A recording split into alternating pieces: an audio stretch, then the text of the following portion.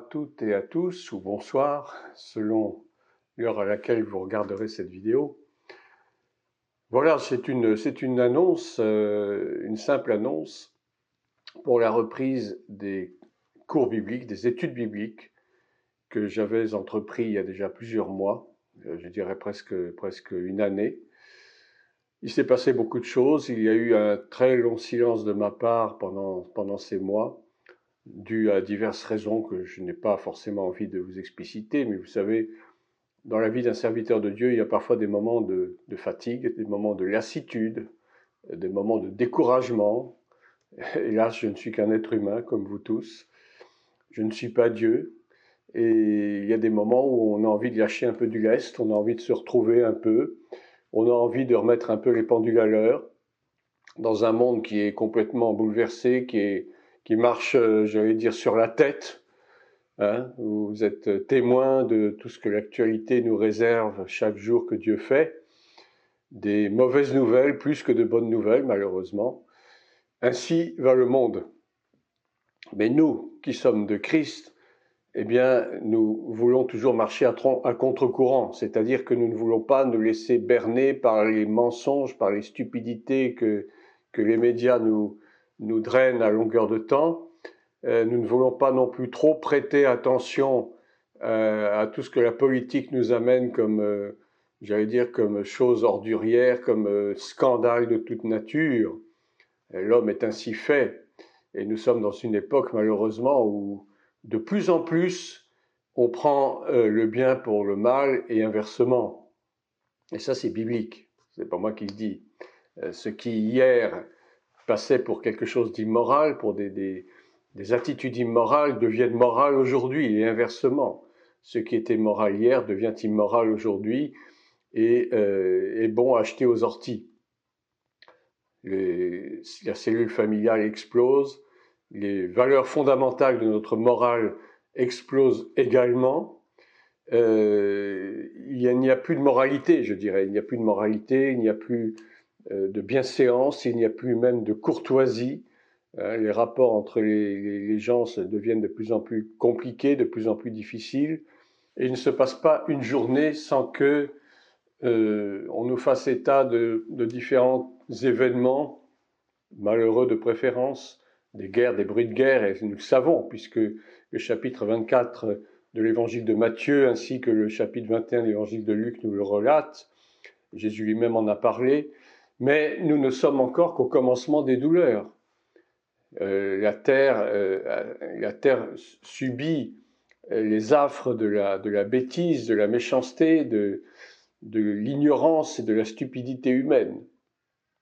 Alors, bon, tout cela n'était qu'une parenthèse, un peu pour expliquer notre contexte, mais je n'ai même pas besoin de le dire, parce que beaucoup d'entre vous êtes au courant bien sûr de ce qui se passe, il suffit de regarder un peu l'actualité, un tant soit peu.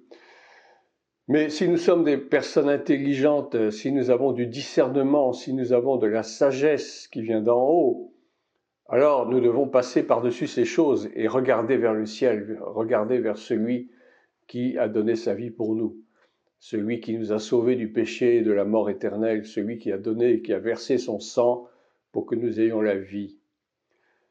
Et donc à ce titre, je compte reprendre nos études bibliques que nous avions donc entreprises il y a déjà pratiquement plus d'une année.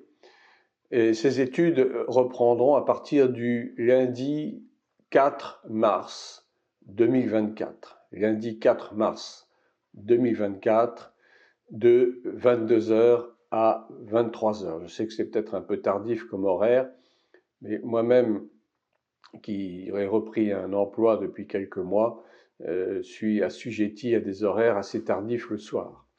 Donc de 22h à 23h, à partir du lundi 4 mars, la première aura lieu donc le lundi 4 mars à 22h. Je n'ai pas encore la thématique, mais bien sûr, il s'agira très vraisemblablement de vous parler des épîtres de Paul. Les épîtres de Paul qui sont vraiment un monument du Nouveau Testament, je dirais, c'est le 5e évangile, et beaucoup le qualifient ainsi, enfin les qualifient ainsi. Et nous avions pratiquement entamé largement l'épître aux Romains, alors peut-être continuerai-je dans cette lancée, peut-être envisagerons-nous l'étude d'une autre lettre de Paul. Mais enfin, nous allons consacrer nos efforts pour les semaines et les mois à venir sur les épîtres de l'apôtre Paul, qui sont vraiment fondamentales pour la marche chrétienne, qui sont vraiment incontournables. D'ailleurs, tout dans la Bible est incontournable, bien entendu, mais à plus forte raison, nous qui sommes sous la Nouvelle Alliance, devrions-nous nous attacher davantage encore, non seulement à l'Évangile lui-même, aux 4 évangiles, mais à tout ce qui suit, qui n'est pas moins important. Voilà, toute écriture est importante pour instruire, pour exhorter. L'écriture entière est à elle seule une prophétie.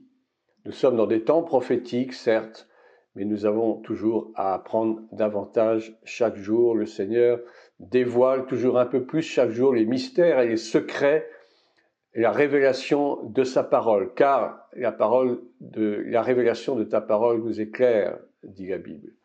Et nous avons besoin d'être éclairés dans un monde qui est constamment et de plus en plus enténébré, englué dans des ténèbres de plus en plus épaisses. Voilà.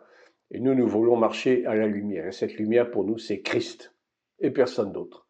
Ce ne sont pas les politiciens, ce ne sont pas les médias, ce n'est personne d'autre que Christ lui-même venu en chair, mort et ressuscité. Et j'insiste, ressuscité, parce que souvent on parle de Christ mort pour nos péchés, mais n'oublions pas qu'il est aussi ressuscité. Et s'il est ressuscité, c'est que nous aussi nous ressusciterons lorsque le temps viendra. Donc, je termine cette courte annonce. Première de ces études bibliques, reprise donc des études bibliques le lundi 4 mars 2024 à 22h. Ce sera en direct sur ma chaîne YouTube. J'avais envisagé éventuellement de le faire sur un Zoom, mais pour l'instant, je n'ai pas souscrit d'abonnement à Zoom. Peut-être le ferons-nous ultérieurement. Mais pour commencer, nous irons sur le direct de ma chaîne YouTube, que vous connaissez bien entendu. Alors, je vous dis à très bientôt. Que Dieu vous bénisse, que Dieu vous fortifie dans ces temps difficiles, fortifie vos familles. Continuons à prier pour nos nations, continuons à intercéder pour nos familles. Continuons à intercéder particulièrement pour ceux de nos familles qui ne connaissent pas encore le Seigneur et continuons à marcher dans la droiture, dans l'intégrité et dans la sanctification sans laquelle nul ne verra le Seigneur. C'est écrit donc dans la lettre aux Hébreux, chapitre 14, je crois. À très bientôt donc. Merci de m'avoir écouté.